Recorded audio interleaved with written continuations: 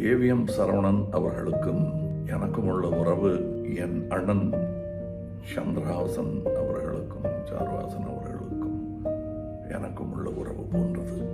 இந்த உறவுக்கு என்ன பொருள் சொல்வது, இவர்களுக்கு எந்த மாதிரியான மரியாதை தருவது, அது நான் என் 20 வயதை தாண்டும் பொழுது உறுதியாகிவிட்டது. இவர்களுக்கு கொடுக்க வேண்டிய மரியாதை என்ன என்பதை என் அடிமனது முடிவு செய்துவிட்டது.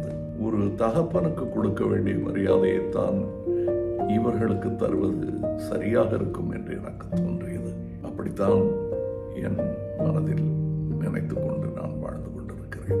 திரு குகனுக்கு இருக்கும் சோகத்தில் எனக்கும் பங்கு இருப்பதாகவே நான் உரிமை கொண்டாடுகிறேன். இப்படி உரிமை கொண்டாடும் நான் தனிமரமல்ல.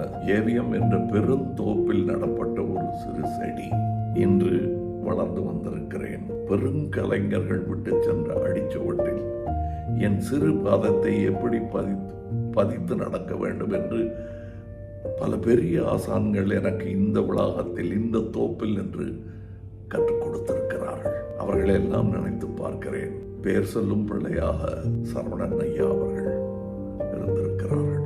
அவர்கள் சகோதரர்களும் தான். அதுபோன்ற ஒரு பிள்ளையாக நானும் இருக்க ஆசைப்படுகிறேன்.